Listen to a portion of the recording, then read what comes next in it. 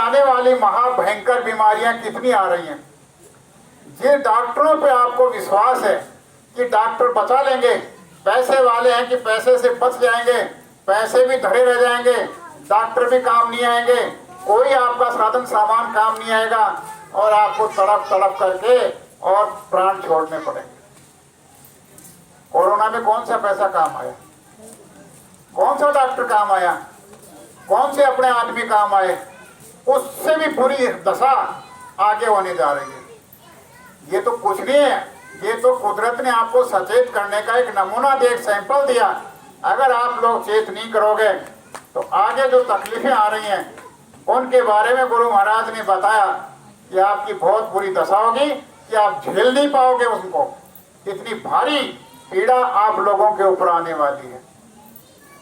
अब आप कहोगे कि हमने तो गुरु महाराज से नामदान ले रखा है, हम तो गुरु महाराज को मानते हैं, लेकिन मानने वाले गुरु महाराज को अपनी छाती पे हाथ रख करके इतना तो सोचो कि सुमिरन करते हो क्या, भजन करते हो क्या, ध्यान करते हो क्या, सत्संग में जाते हो क्या, सेवा करते हो क्या, गुरु को कितना मानते हो, गुरु के प्रति तुम्हारे दिल के अंदर कितना प्रेम है। तुमने अंदर तो दुनिया बसा रखी है और ऊपर से कहते हो कि हम नामदानी हैं। ऐसे नामदानी का कभी भला नहीं होगा। अभी एक सज्जन का फोन आया कि आप हमारे घर आओ। क्या करेंगे, क्या काम है। फोन पे रोने लग गया, बिलबिलाने लग गया कि मेरी दशा बहुत खराब हो रही है, बहुत खराब हो रही है, मैं तो क्या बताऊं आपको। अब आप आओ जल्द और मेरी मदद करो, या मैं आ जाऊं, मेरे को समय दो, मैं आ जाऊं। मुझको तुझे न मेरे पास आने की जरूरत नहीं है और न तेरे पास मुझे आने का समय नहीं है। फिर ये कौन सी बात हुई।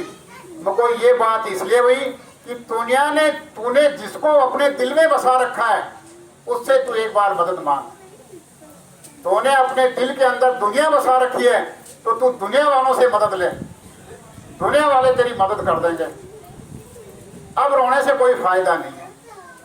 अरे कभी गुरु को एक मिनट याद नहीं किया तूने, कहीं सत्संग में तूने झलक नहीं दी किसी सत्संगी को, और फिर न सेवा की, न आना, न जाना, न बोलना, न चालना, ये दुनिया ही दुनिया तूने देखी। अब दुनिया का लाभ ले ले भाई। नहीं ऐसा नहीं है, आगे क्या तो पीछे किया हुआ तो बहुत, कम से कम आगे की तो बाद में देखना।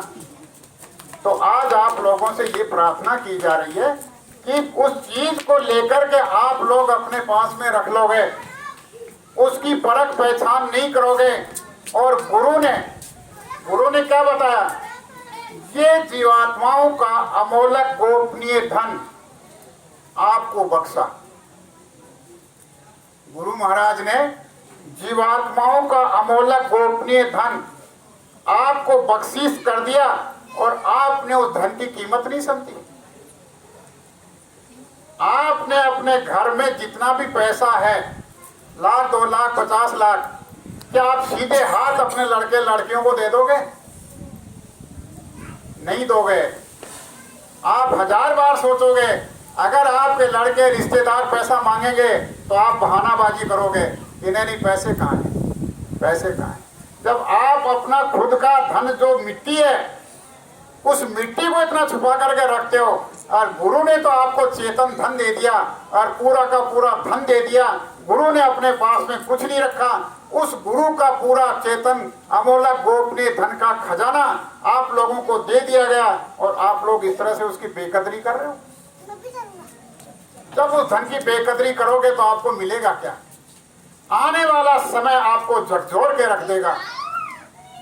वो समय जब आएगा, उस समय के ऊपर आपको ये पता चल जाएगा कि मैंने जिस तरह से इस समय को बर्बाद किया है, मैंने वो समय मुझे अब इस तरह से बर्बाद कर रहा है। इसलिए समय की कदर करो। जो समय आज आपको अच्छा मिला हुआ है, ऐसा अच्छा समय आपको आगे नहीं मिलने वाला है। इसमें कुछ अपनी पूंजी इकट्ठी कर लो, कुछ नाम का धन जमा कर लो, कुछ मालिक की सेवा से अपना जीवात्मा की दया पालो। अगर आप ऐसा नहीं करोगे तो आगे जो आने वाली तकलीफें हैं वो आप का बदहाल कर देंगी। और अगर आपके पास में गुरु का नाम धन होगा तो आफतें आएंगी, परेशानियां आएंगी, दुख आएंगे, तकलीफ आएंगी, धरती से आग उगलेगी, आकाश से आग बरसेगी, लेकिन आपका कोई बाल बांका नहीं होने देंगे। हाँ, इतना जरूर बताते हैं कि आँच तो आपके ऊपर आएगी, आँच तो आएगी आपके ऊपर, लेकिन आँच ही आएगी, बाकी आँच के अलावा आपका कोई नुकसान नहीं होगा। ऐसे आएगी, बगल से निकल करके चली जाएगी। आपको एहसास होगा कि भूकंप आ गया, इतना बड़ा भारी भूकंप है, सारे मकान खंडर हो गए, धरती में चले गए, लेकिन हमारा मकान तो ऐसे कैसे खड़ा है। ऐसे पहले कई नमूने बहुत अपने देश के अंदर लोगों ने देखे। नेपाल के अंदर जब देखा गया भूकंप आया, वहां भैंसे, पाड़े, जानवर ऐसे कट रहे थे। आज भी आप भारत भूमि के ऊपर देखिए, जितना प्रकृति का तांडव इस समय हो रहा है, जितनी बरसात से लोगों का घर बेघर हो रहे हैं, हजारों हजारों आदमी बरसात में बह करके जा रहे हैं, वो कौन सी जगह है जहां पर शराब और मांस का ज्यादा बोलबाला है, जहां पर जानवरों की हत्याएं की जा रही हैं, जहां जानवरों को मारा जा रहा है, जो लोग शराब और मांस में मशगूल रहते हैं, उन स्थानों की ये हालत इस समय पर हो रही है। चाहे देश की देख लो, चाहे विदेशों की देख लो, आप टेलीविजन देख रहे हो, कितनी बड़ी बड़ी बाढ़ आ रही है, किस किस तरह से शहरों के शहर बह रहे हैं, किस तरह से हजारों हजार आदमी जा रहे हैं, गाड़ियां जो रोड पे चलने वाली वो पानी पे तैर रही है। ये क्या है? ये सब के कर्मों का खेल है सारा।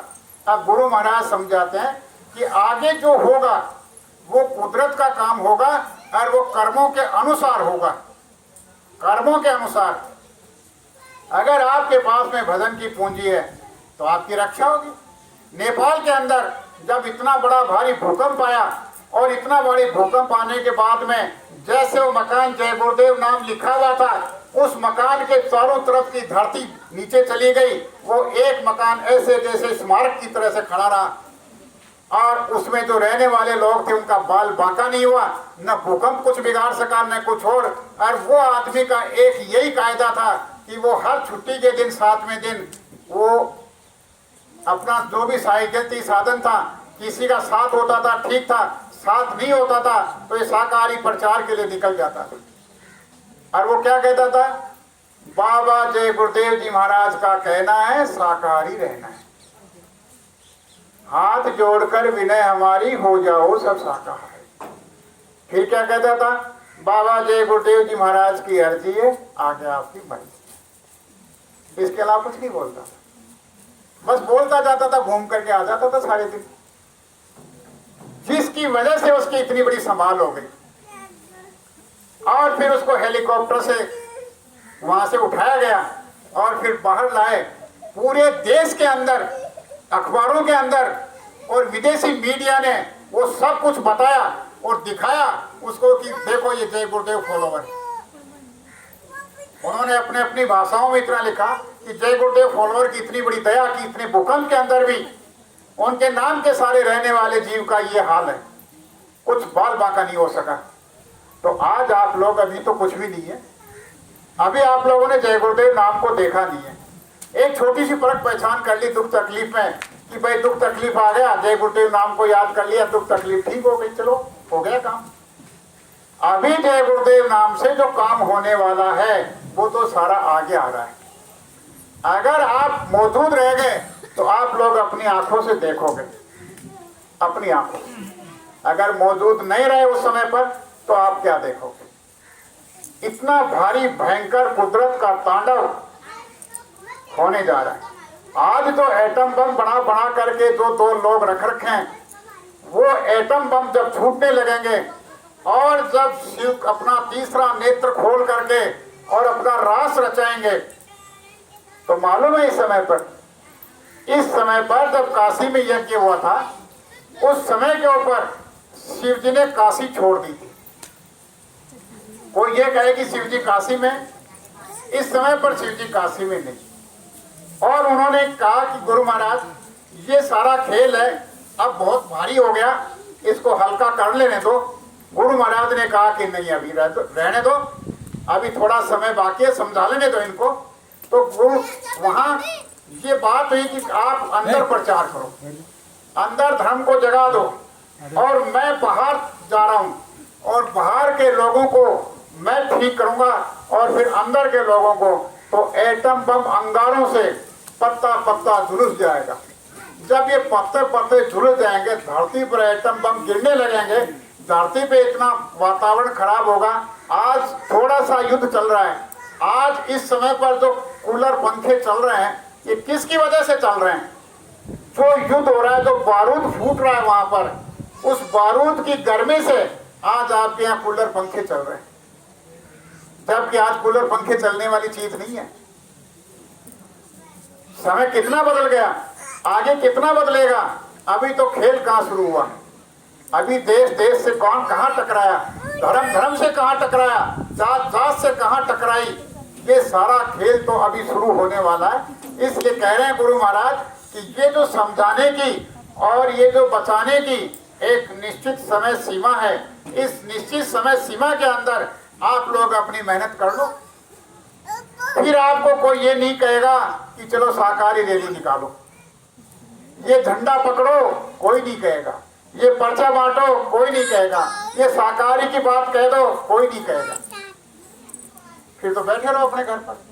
अगर मैं एक बार सोच रहा था कि अगर ये गुरु महाराज शाकाहारी का ये सेवा हम लोगों को आखिरी समय में दे करके नहीं जाते, तो आप लोग सोचो क्या करते, क्या सेवा थी आपके पास में? कोई सेवा नहीं। फिर क्या करते? तेरी मेरी करते, लड़ाई झगड़ा करते, साधन भजन छूट जाता, मथुरा जाना आना छूट जाता, मिलना जुलना छूट जाता, जय गुरुदेव बोलना छूट जाता। फिर क्या करते आप लोग? किसी कर्म के नहीं रहते। लेकिन एक छोटी सी सेवा मालिक ने, अंतर्यामी थे वो तो, कि इनको सेवा मिलती रहेगी। तो गुरु महाराज ने कहा कि तुम्हारे कहने से कोई शराब और मांस छोड़ देगा? नहीं छोड़ेगा। तो क्या करेंगे? वो एक वक्त आएगा जहां शराब और मांस तो छोड़ो, आप लोग कोई मुर्गी, कोई अंडा, कोई चींटी को मारता हुआ नजर नहीं आएगा। ऐसी व्यवस्था होगी, लेकिन वो वक्त पर होगी।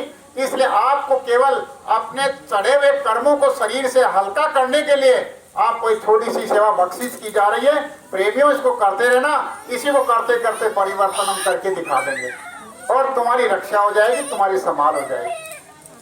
इसलिए शाकाहारी रैली निकाली जा रही है। ऐसी बात थोड़ी है कि भाई बार बार हम लोग ये कह रहे हैं तो क्यों कह रहे हैं, गांव में बार बार आ रहे हैं क्यों आ रहे हैं। एक गांव में बार बार आने का मतलब क्या है?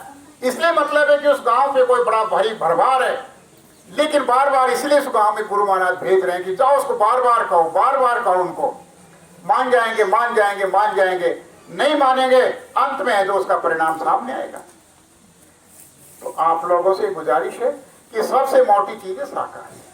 अगर किसी के घर में अशुद्ध आहार बन रहा है तो समझ जाओ, समझा दो, मान जाओ, अच्छी बात है। और अगर वो नहीं समझेंगे तो फिर तो कुदरत समझा दे, कुदरत समझा दे।